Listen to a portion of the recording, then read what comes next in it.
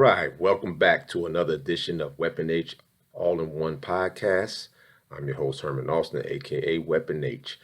Um, we're going to talk about a subject today, and and quite frankly, it'll probably get under some people's skin. But I mean, it is what it is. It needs to be said. And the thing we're going to talk about today is food addiction.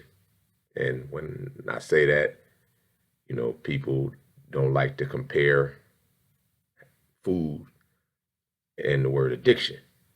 But in all honesty, it has the same effects. Because when someone hears addiction, the first thing they think about is drugs or alcohol. And if you look at it, the traits of a drug addict is they can't stop doing something. They will do almost anything to get that certain drug. Same with alcohol. You do anything to get it. They will lie. They will sneak. They will do pretty much all sorts of things that you will call out of your normal character to get what they're trying to get when it comes down to drugs. And with drugs, it seems like it's totally acceptable to say, okay, well, he's addicted to drugs because he can't do this, he can't stop chasing that high. But when you look at it for food, if you're being honest, it really is the same thing. How often, me as a trainer, who trains people and helps people to become more healthy, more health conscious, mentally stronger, it's something that I run into quite often. You you you hear people and they give you a lot of the reasons why they aren't more healthy. You have some that'll talk about, well, they can't work out, but typically the hardest thing for any of them is to change their eating habits. I mean, you've been eating a certain way for so long that it becomes difficult to break out of it. But when it gets down to the point where it's affecting your health, it's affecting the way you do your everyday things in life, you're always sick, you're starting to have all of these complications, then it's a problem. And you have a lot of people, no matter what you tell them, they still can't stop. So when you can't stop something to the point where it's affecting your health, that's totally the definition of an addiction. Like you sit up there and have you ask yourself the question, is there something that's in your diet now that if someone asks you to stop, you totally can't do it? If you can't, then you have an addiction. And sure, it's not looked at bad because, oh, it's just food.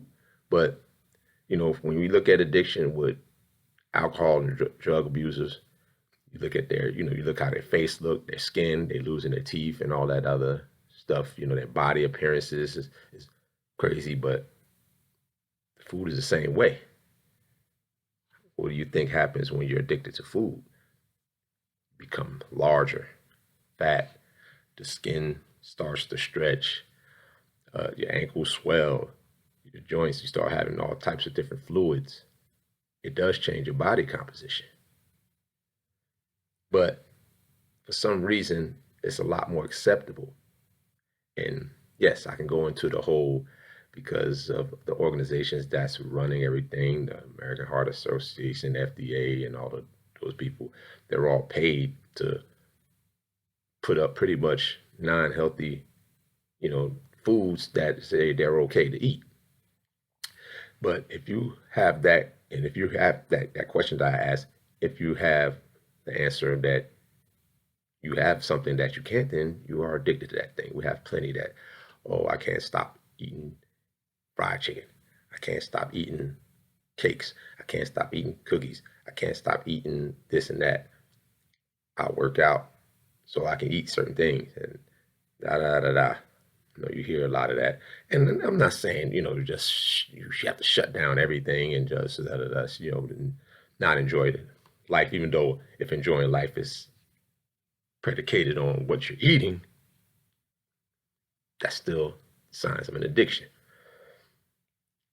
But I don't, speaking for myself, and I always hear, "Well, Herm, I'm not you," and da da da da. If there's anything that I'm put in front of me and said that it is going to is damaging my health if you don't stop it, then guess what? I'm going to stop it. I mean, you see it all the time. You see a lot of people with type 2 diabetes. I want to make sure that's clarified, because if I say diabetes, you have the diabetes. People want to jump on it and start talking about, no, that's not that one, but type 2 diabetes. And you have people where you see a lot of people having serious, major health complications from it. You have some that you mean to the point where you'll lose limbs. Some will eventually have complications so bad to the end where they will die from it. When all you have to do is change the way you eat, but you can't do it. Most would rather be on medications just to continue eating the way they were eating. They will get on medications, even though those medications will give you other problems, other issues. They'll give you other side effects. It'll give you this, they'll give you that, it'll give you that. But you'll still rather take that than just change the way you eat. And why is that? Oh, because healthy food doesn't taste good. Where did that come from? Same way you season up and make the other food to taste good, you can do the same with health foods. But again, you don't want to. Fried chicken. I got to have that big juicy steak. Now, if that big juicy steak is telling you that it's clogging up everything, is clogging up your arteries, giving you issues with your heart, why would you still eat it? Again, because you're addicted to it. And the thing about addiction, you can't really solve it or help to fight it unless you know that you actually are addicted. I mean, I personally, I just couldn't imagine losing a limb, losing an arm, foot, and even if I got to the point where I did lose something like that, that would be my wake up call. But when I see other people around me that had it and see all of the things that they go through just to eat some cakes, it's just not worth it for me. I mean, you have birthdays, you have things, and and once in a blue moon, it's not the end of the world. Because but it is empty calories, just eating food with no nutritional value whatsoever. So, what is it that you're actually getting out of it other than it's tasting good? And it's a sugar fix, something that we've been taught since we were little with the sodas, the cheap sugar waters that we call them. I mean, we even had a name for it called sugar waters, and we still ate it. The cakes, the cookies, and it's like I said again. Sometimes, it's okay, but you can't all the time. Now, if you're going to get your checkups, and people will get to the point where the doctor will tell you, like, listen, if you continue eating, just for instance, let's say if you continue eating cookies, we're going to use that just as an example, that you're not going to make it. You will have people that will not only not be able to do it, but will make up an excuse and will say, well, you can't live forever anyway. And I'm looking like, it's really not about living forever. No one can live forever. But while you're here, you want to be able to have a good quality of life. And a good quality of life is not just sitting on my couch all day. I like to get out and do some things. You go see some things. I mean, for those who like to, you can dance or whatever the case may be. I just like being able to be active. And even down to your sex life. Some are just willing to give up on that too. Like, yeah, I'm good. And, because a lot of those diseases and things that come from not eating well can cause erectile dysfunction. In women, it can cause lack of sex drive, dryness. A lot of those things can happen when you're not eating properly. It causes so much damage, but we're a lot more willing to accept that than drugs. And I always wondered why. Because addiction is addiction, damage is damage. But some things are looked upon as bad, and the other ones looked upon as, that's okay. But when in reality, they're both the same thing. One may be a little bit harsher because it may happen, like with the drugs, it may happen a little faster than food, but the results ended up being exactly the same, not being able to function the way you're supposed to be able to function.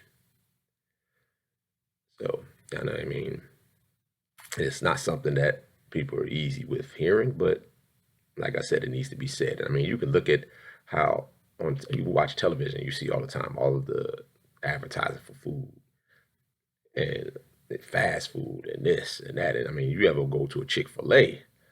I don't think I've ever even seen a Chick-fil-A where the lines aren't around the corner. And even with a McDonald's, it doesn't matter how much bad things you can hear about it, those lines are still going to be there. Because honestly, I like to know what's in Chick-fil-A. I mean, just to flip back to that. What is actually in that Chick-fil-A that would have people in them lines that long to get anything? And I could just, hell, I mean, the line's so long, I can pretty much make whatever I wanted to eat at home. But you don't have time. You'll hear, oh, I don't have time to cook, but you'll sit in that line for about 30 minutes. Complain all the way through it, but you won't leave. That's like waiting in that crack line back in the day. I gotta have it. I gotta have it. I gotta have it. Starbucks, same way. I gotta have it. I gotta have it. I gotta have it. I can't even get my day started without my Starbucks. Really? Why is that? What is it about having to go to Starbucks where I can't even start my day? My day is bad if I don't get it. Those are all signs of addiction. Say what you want to say. You don't have to admit it, but I'm telling you, that's what it is. And I mean, and then you still have some that will turn around and they will actually admit it. Like, yeah, I'm addicted, but I don't care. I gotta have my Starbucks. Or I'm addicted, I gotta have my fried chicken. I don't care. I gotta have my mac and cheese. When, you know, and to each his own. But when you want to still, and then you still have the people you want to go on this vacation, you want to look a certain way, and the two won't coincide. You ever heard that old saying? I mean, it's an old saying that you can't outtrain a bad diet. I'm going to bring it up again. You can't outtrain a bad diet. So all the working out in the world, sure, it will help, but it's not going to get it done as far as you becoming a healthier person. You can't do it alone. So that's where it starts up here. This is where I always speak about training the mind. Because that's the place where it's going to make or break any change, wanting to stop an addiction, to get better at curbing an addiction. It's all going to start upstairs. And it starts with the way you think about things.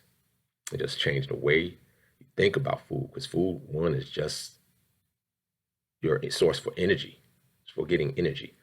But a lot of people just eat to eat. Again, food is your source of energy, your source of fuel. If you have a car, I mean, people will take better care of their cars. If you have a car and it said you must have premium, vast majority of people are going to put premium. They're not going to put regular in it if they tell them it's going to mess up their car. You're not going to go and put water in your tank if you think it's going to mess up your car, or sugar in your tank. You're not going to put any foreign substances that's not supposed to be there in your car. So why would you do it to your body, putting things that probably shouldn't be there? And yes, the human body is an amazing piece of work, and it can take things here and there that's not supposed to be there, and it'll discard it as waste. But when you're doing it over and over and over again, you're taxing that system. So when you're eating well, your body tends to heal itself all on its own. You don't have all of these sicknesses all of the time. And I like, I tell people all the time that it's been I'm probably been over about 30 years now since I've even had a cold. And I went through all of the little phases, the COVID phases, and all these other things that came about. I mean, and I didn't get any of it. And, they all, then I'm always gonna have someone come back and say, well, you could have had it and it didn't have any symptoms. Well, I didn't have any symptoms then. Either way, I didn't show any effects of any of it. And I'm not some freak of nature in the sense of my body. My body is not a freak of nature. If anything, it's because of up here, because I just decided that I'm not going to do certain things. Everybody has fun. Everybody you have a drink and stuff here and there, but you can't do it all of the time and expect your body to be able to maintain its health. And, so I'm going to kind of leave it on there for the day, but just to kind of finish out, going to make sure, again, leave it with that same question. If you ask the question, is there something that I can't, if it's even said, if it's going to cause me sickness, to lose body parts, or even death, and I can't stop eating that per se, then I'm addicted, and I would need to question what it is that I would say is important in my life. And that's what it comes down to. If your health is important, you'll take better heed. If it's not, then you'll continue to do the same things over and over. But I would think once you put it in perspective and put it in front of your face like that, you will probably make a better decision on starting to take better care of yourself. Even if you have to, like a drug addict, wean off of it a little at a time. Sometimes, you have to take it that way. You have to take the same steps as they do with a drug addict, other than sometimes they will give drug addict another drug to kind of wean them off. But you just have to, in the case with food, you just kind of take out a little bit at a time. If you're eating something every day, start off taking it out of your diet every other day. And then once you get every other day, then you can get 2 days, and then 3 days, so you're getting it to maybe once a week, twice a week at most, whatever it is that you like. And if you can take it out all together, then even better. But we have to start realizing what these things are doing to your body. First of all, realizing our body, and stop shooting blame everywhere else, and start to recognize what we're eating is causing the vast majority of a lot of our issues today. So again, thank you guys for joining in. I know that was something probably a lot of you didn't want to hear today, but it is what it is. And I'm going to let you know and tell it how it is. So enjoy the rest of your day, and hopefully the information that I gave today will get you on a better path and starting to becoming more healthy. Thanks, and I'll see you again soon on another episode.